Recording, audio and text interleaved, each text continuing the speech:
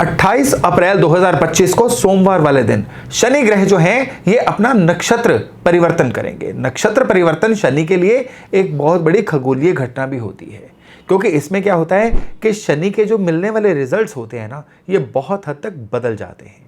क्योंकि शनि की बैकग्राउंड में जो भी स्टार होगा, जो भी नक्षत्र होगा ना, शनि के रिजल्ट उसके रंग में रंगे हुए होंगे। 27 नक्षत्र होते हैं। 27 नक्षत्रों में उत्तर भाद्रपद नक्षत्र 26वें नंबर के नक्षत्र हैं, और शनि जो हैं उत्तर भाद्रपद नक्षत्र में 28 अप्रैल से शुरुआती तौर पे 3 अक्टूबर तक गोचर करेंगे। शनि जो हैं ये कर्म के देवता हैं। शनि जो हैं हमें कर्मों का रिजल्ट भी देते हैं। जितने भी हमारे करियर के सवाल हैं ना, उनसे शनि किसी ना किसी रूप में डायरेक्टली या इनडायरेक्टली जुड़े हुए होते हैं।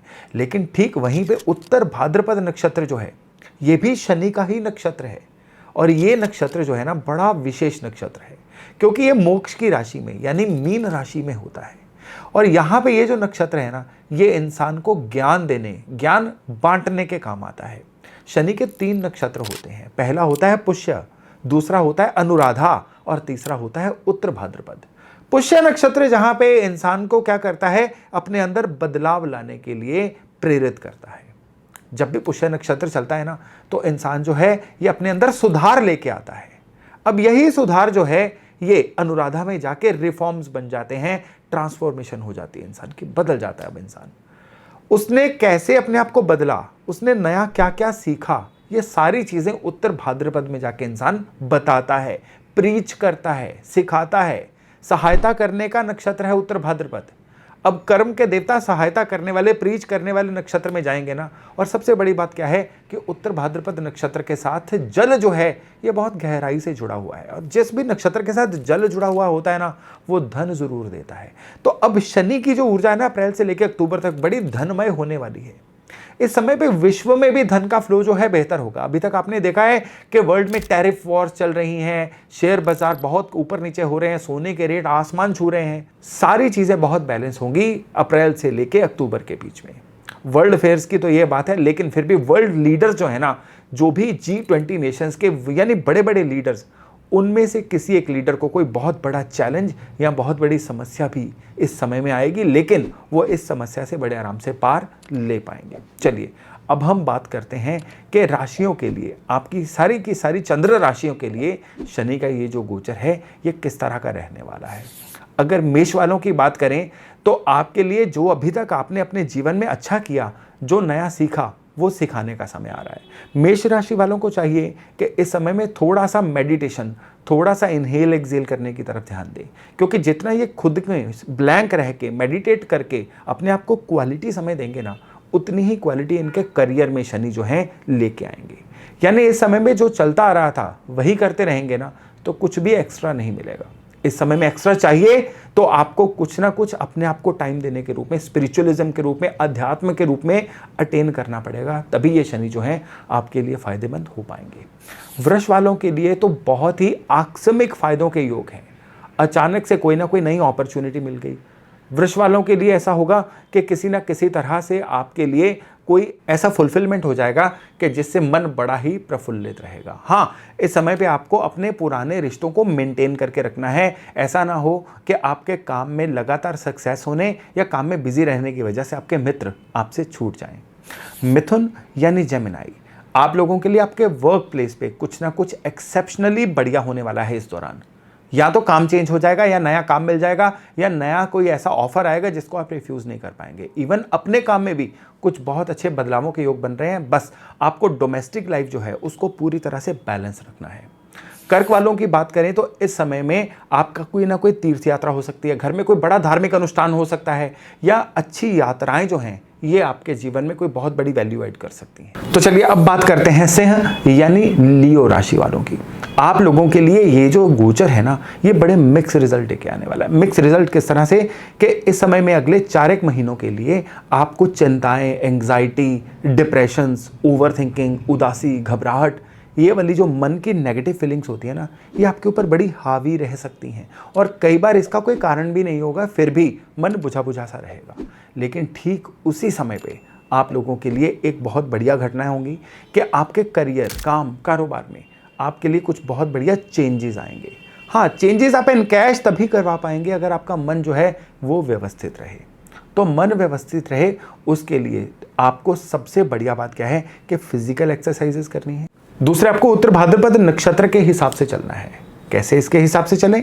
इसके लिए आपको क्या करना है, जो आपको आता है उससे लोगों की सहायता करें। जो आपके पास साधन है उसको आप डोनेशंस के रूप में लोगों के काम आने दें। केवल इतना भर करिए, आपका अवसाद, एंजाइटी, डिप्रेशन चुटकी भर में दूर हो जाएगा।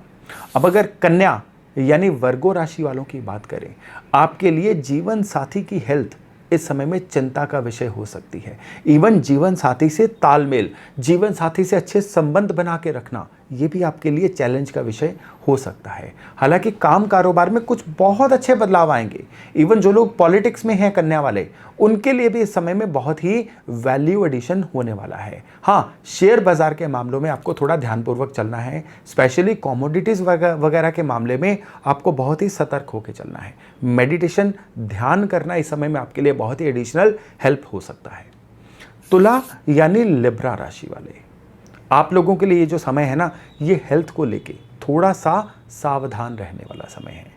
हेल्थ में कुछ ऐसी दिक्कतें आ सकती हैं जो आपकी अपने खान पान में खराबी की वजह से आए या लापरवाही की वजह से आए। हालांकि इस समय में कुछ ऐसे विवाद जो पुराने से चल रहे थे वो आपकी फेवर में सेटल हो सकते हैं।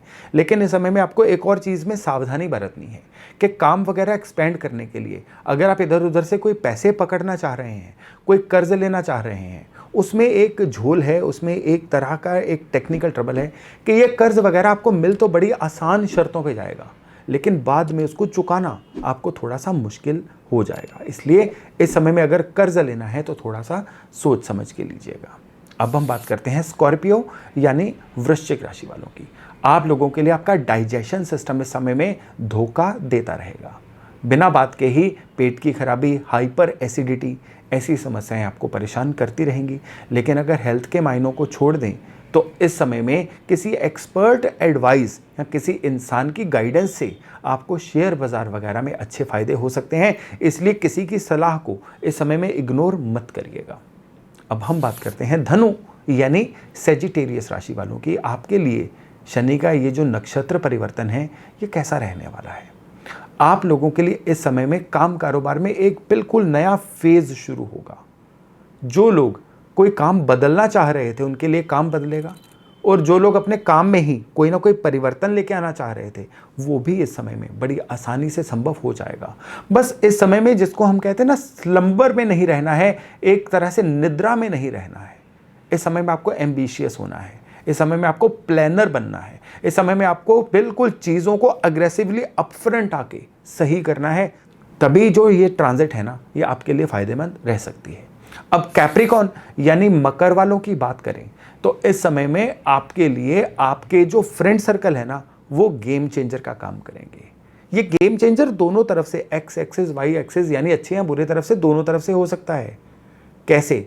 इस समय में आपके जो आसपास के सलाहकार हैं ना, बस आप उनकी ही एक प्रतिमूर्ति बनोगे, उनके जैसा बनोगे। अगर आपके आसपास आपके यार दोस्तों के रूप में गलत सलाहकार हैं तो फिर ये जो समय है आपको संघर्ष में डाल सकता है। लेकिन यही अगर आपके आसपास अच्छे सलाहकार हैं तो फिर ये समय 4 महीनों में ही आपको 400 गुना ज़्यादा ग्रोथ देने के काबिल है। तो करना क्या है? करना यह है कि जो भी आपके आसपास के लोग हैं ज़रा पहचानिए। अगर वो केवल और केवल आपका समय खराब कर रहे हैं, अगर उनका जो रहन सहन है या उनकी जो भी बातचीत या जीवन शैली है ये आपको नेगेटिवली प्रभावित करे तो उनको छोड़ दीजिए। अपने आसपास अच्छे लोग प्लेस करिए ताकि ये समय आपकी मदद कर सके। अब एक्वेरियस यानी कुंभ राशि वालों की बात करें तो आपके लिए ये जो फेज़ है ना, ये धन के मामले में बड़ा अच्छा है। पहली बात तो रुका हुआ धन वापस आएगा। दूसरी बात ये कि अच्छा धन इन्वेस्ट करने के लिए जो भी आप एफर्ट करेंगे ना, वो कामयाब रहने वाले हैं। लेकिन इस समय में ये समय आपसे एक ड्यू चैरिटी यानी दान पुण्य भी मांग रहा है। इस समय में आपको एक बहुत बढ़िया काम है कि अगले 4 महीनों में हो सके तो किसी इंसान के कारोबार को सेटल करवाने का प्रयत्न करिए।